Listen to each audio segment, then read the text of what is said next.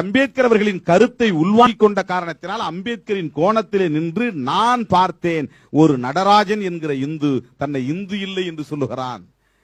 இந்த தமிழக அரசு நீ மதம் மாறக்கூடாது, இந்த சமூகத்துக்குள்ளேயே இந்து சமூகத்துக்குள்ளேயே உன் வாயிலே மலத்தை திணித்தாலும் உன் வாயிலே சிறுநீர் கழித்தாலும் அதை தாங்கிக் கொண்டுதான் நீ இங்கே உழன்று கொண்டிருக்க வேண்டுமே தவிர நீ மதம் மாறக்கூடாது என்று மதமாற்ற தடை சட்டம் கொண்டு வந்தது. ஆக மதமாற்ற தடை சட்டம் கொண்டு வந்த போது நான் என்ன ஆத்திரப்பட்டேன் என்றால், இவனுக்கு இருக்கிற கடைசி ஒரே ஒரு ஜன்னல் தான், அது கதவு கூட அல்ல, வாசல் கூட அல்ல. ஒட்டுமொத்தமாக மூடப்பட்டிருக்கிற ஒரு சிறைச்சாலைக்குள் அவனுக்கு இருக்கிற ஒரே ஒரு ஜன்னல் மதம் மாறுவது என்கிற ஒரே ஒரு வாய்ப்பு தான். அப்படி மதம் மாறியவர்கள் தான் இன்றைக்கு இங்கே இஸ்லாமியர்களாக இருக்கிறார்கள், கிறிஸ்தவர்களாக இருக்கிறார்கள். இஸ்லாமியர்கள் யாரும் அராபிய நாட்டிலிருந்து வந்தவர்கள் அல்ல, இந்த ஒடுக்கப்பட்ட சமூகத்திலிருந்து மாறியவர்கள் தான் இன்றைக்கு இஸ்லாமியர்களாக இருக்கிறார்கள்.